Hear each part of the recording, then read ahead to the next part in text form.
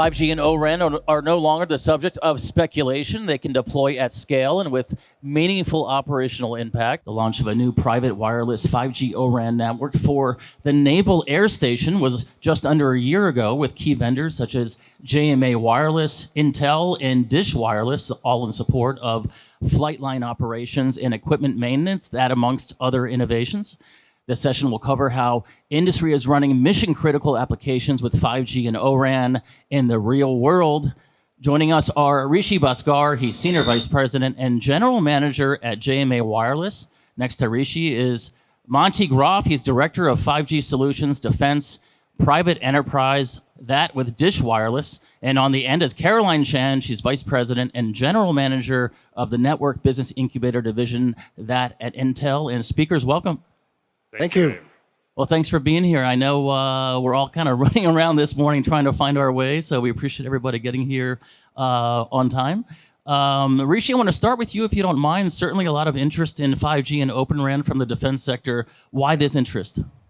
So it's a really interesting time in our military infrastructure across the United States. Fortunately, I have the opportunity to travel to a lot of posts or installations around the country. And you'll be surprised that in 2024, in some parts of these military installations, even within the continental United States, you can't make a 911 phone call, even when you're in building or you're on base. So finally, not only has the US government sort of figured out that we need to push 5G as a US supply chain to drive economic benefit, but we all have now also realized that 5G is not only going to bring the right coverage model to military installations, but we're also at the point now where we're under huge opportunity for network modernization. And that network modernization for the military cuts across 3 swim lanes. There's base infrastructure modernization, there's mission critical application modernization, and then there's expeditionary or tactical edge modernization. And so we've now finally gotten to a point where we've had law that mandates bringing 5G to military installations. So we're really excited about the opportunity to modernize communication infrastructure across the global Department of Defense. So Monty, from Dish Wireless's perspective, this interest in 5G and Open RAN from the defense sector, what's your thoughts? So it's very clear that the government is interested in Open RAN, and they proved that with the language in the fiscal year 24 NDAA. It very specifically calls out Open RAN, private networks, and MACH solutions. So what we're doing today with these solutions is definitely going to spur innovation in American industry, as well as bring more features to these Open RAN environments. Rishi, Monty had mentioned briefly the Whidbey Island project. I want to spend much of the time on this panel session talking about that project. Certainly a lot of talk about it being the first U.S. government all 5G private network. It's also a standalone network, and also adheres to the O-RAN standards as well. And there's some security aspects to that as well. Can you kind of walk us through that? Yeah, absolutely. So if we look at the landscape of DoD strategic direction, Flight Line of the Future is a tremendous use case to modernize how efficiently and how effectively we return aircraft to the sky. That's the fundamental principle of this network solution that we've implemented as a team. And that opportunity to actually modernize a flight line is only realized by 5G, right? So we think about what a flight line looks like, what a runway looks like, what a hangar looks like, big, massive infrastructure in building, long outdoor coverage requirements on a runway. Other technologies, our predecessor technologies like Wi-Fi, could never meet this use case. And air superiority is a fundamental part of our military direction. And now when we have the opportunity to roll out 5G, that's one critical piece of it. But then the opportunity is really around O-RAN. So when we think about what O-RAN brings to this use case, it's the diversity of technology all the way through the full stack of the 5G infrastructure, whether that's in the CU and DU area or all the way out to the radio unit. And that's what's really is most unique about the Whidbey Island deployment, because it is truly the only private 5G network, DoD-controlled 5G network on 5G SA and adherent to Open RAN. So we've actually have multiple radios from multiple vendors connected to the JMA DU serving this wide area infrastructure that requires very low latency and very high throughput to really drive efficiency in our flight line. Dish Wireless's role in the Whidbey Island project, Monty. Yeah, so Dish has rolled out a commercial 5G Open RAN network, and we have over 21,000 sites across the United States today. In the process of doing so, we learned a significant amount about how those interfaces being open guarantees that security. You're kind of hiding the security aspects of this, and by using these open interfaces, it clearly demonstrates that they are secure and the data is secure. And so, Dish's role in this, and Hughes, I should say, was to help define the architecture that the DoD can use going forward that is going to guarantee that security with those open interfaces. Caroline, clearly Intel involved in the Whidbey Island project, really from a MEC perspective, and for these critical use cases. Can you talk about that further? I think one of the things I just wanted to address, and we look at it a lot more than just from the software perspective, which you all address. And the O-RAN Center took great pain in ensuring all the interfaces are fully secure. Intel actually does security all the way at a silicon level. I mean, that is the most secure thing you can do. And every ports we have a microchannel is all secure. So when we take care of things at technology, at the platform, at the silicon level, that really allows JMA to add that security layer at a software level. And of course, Dish is fully understood what the importance of that is. So when we looked at the flight line, when we look at the air superiority, like Rishi, you were talking about, we are constantly under attack by hackings and by, from the enemies.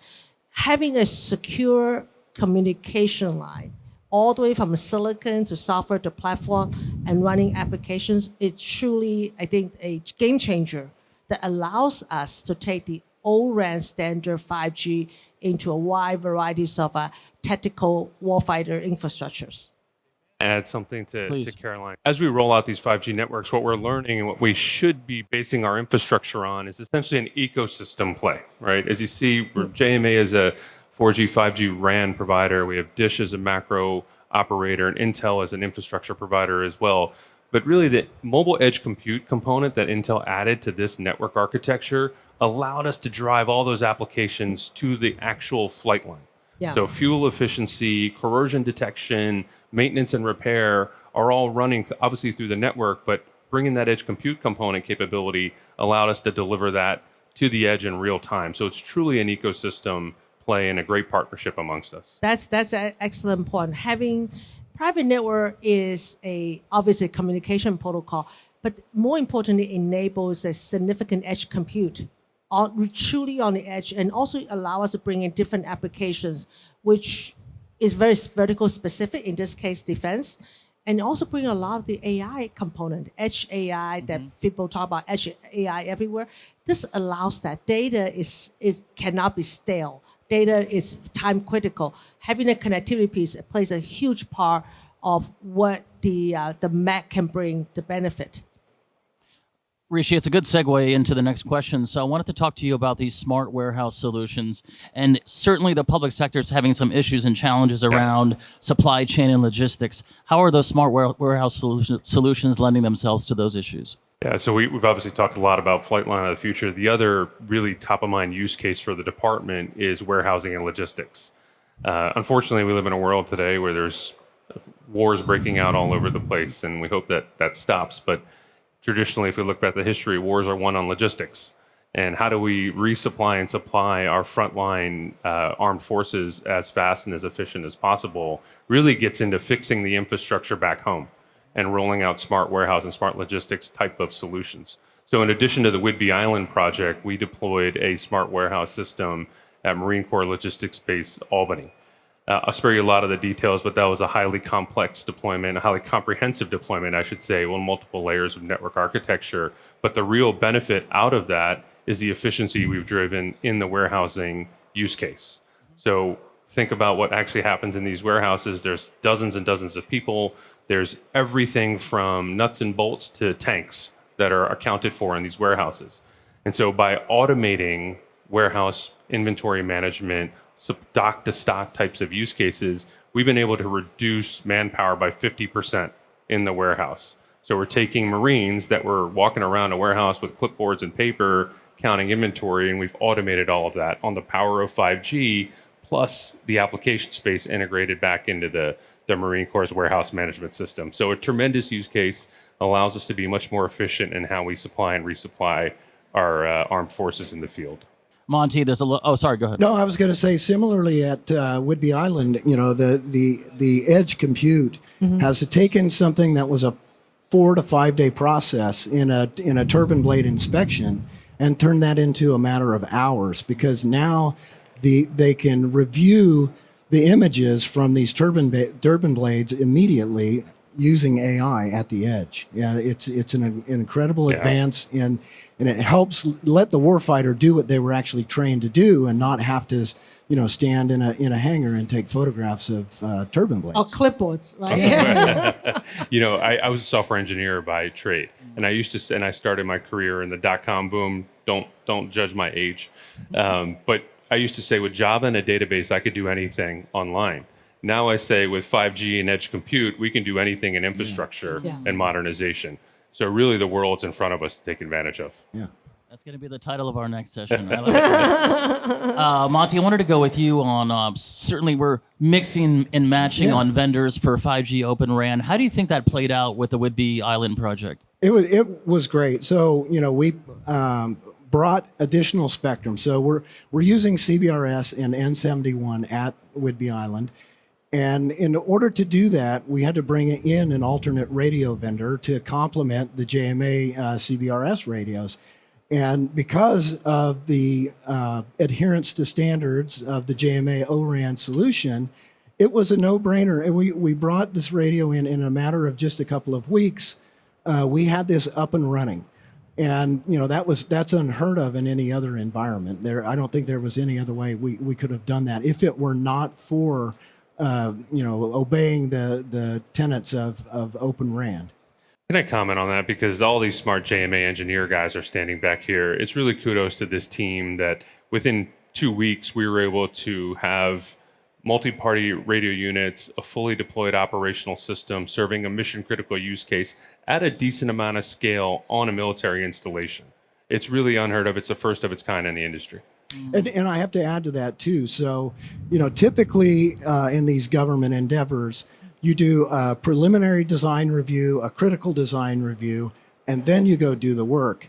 We actually demonstrated both of those radios operating at the preliminary design review, which was unheard of. And because of that, it unlocked other opportunities within the Department of Defense. They were so impressed by the way the JMA team, the Hughes team, the Intel team all collaborated to bring this together so quickly and do that demonstration. That helped us across the board become sort of the de facto solution today in a lot of these endeavors. Yeah, Caroline, I'm going to start with you and go down the line here, just sort of to wrap a little bit. But I feel like what JMA Wireless has done here with the Whidbey Island project and other projects as well is really blazed the path for 5G, private networks, and so on. What's Intel's thought about sort of the future of that continuing, those projects continuing? We actually seeing the work that we're doing. It went from the first trial, first part. It's actually going to scale. We're seeing the revenue coming in. We see the ecosystem formation starting. Like what we have done in Whidbey Island is really showing the path forward. How can we do this? And I think we have a great hope. In fact, we have a federal division that working closely on this. The federal division wanted to actually be talking with us about doubling down. We see, especially with the new law that just passed in the defense bill, we see opportunities in the U.S. We're actually getting inquiries from opportunities outside of U.S., like NATO countries, to see whether that can be replicated. So I think this is just the beginning of a very long journey, very long, fruitful journey for all of us together. Monty, same thing. So JMA Wireless setting proof points in the defense sector as far as 5G, private networks, and so on. What's Dish Wireless's role in that going forward?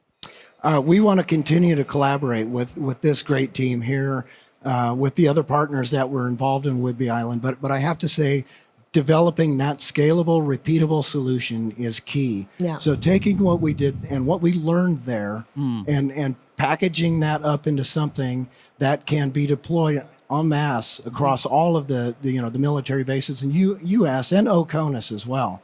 I think that is the next step, and that's where we would like to help. Rishi?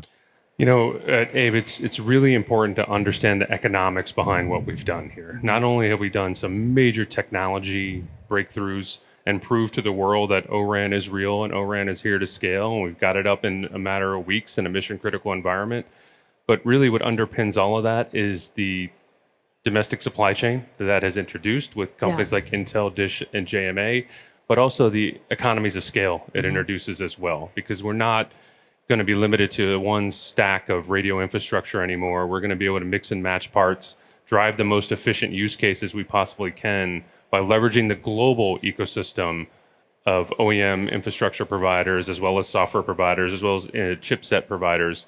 And that's the real benefit of the domestic supply chain being put to test in a mission critical environment, is proving the economic scale of this opportunity. So I wanted to say, again, to wrap, that NMG Media doesn't ever promote a brand. However, I'm going to make an exception because the JMA Wireless brand has come such a long way in the last 10 years that I've been around. It's just such a recognized brand that I have to say that you really are setting proof points, not just in the defense sector, but across the board.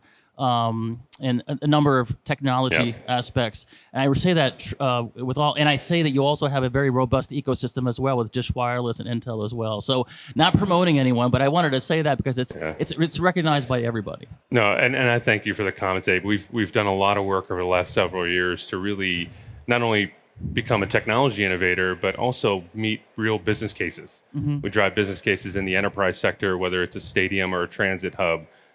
We improve communication infrastructure for everyone around the world, and half the time you don't even know you're on a JMA network, but when you go through stadiums and you go through transit hubs, you're actually on JMA systems. So we're working hard to keep our brand where it should be and continue to grow it, and we can only do it with partners like Dish, EchoStar, I should say, sorry, EchoStar. Monty, and Intel and others in the ecosystem. So we really appreciate the partnership. Absolutely. Well, all these discussions are very important to have. Caroline, thank you so much for making time for us. Monty, we haven't done this before, but I appreciate it, and it's good to have a discussion with you. Rishi, I think we have another session coming up later in the week. Got another one. We'll have to get another suit on for that one, Abe. Right. You have to switch it up a little bit. I appreciate your time. Next time. Thanks, Abe. Thank you. Thank you. Thanks, Monty. Thanks, Caroline. Thank you, Rishi.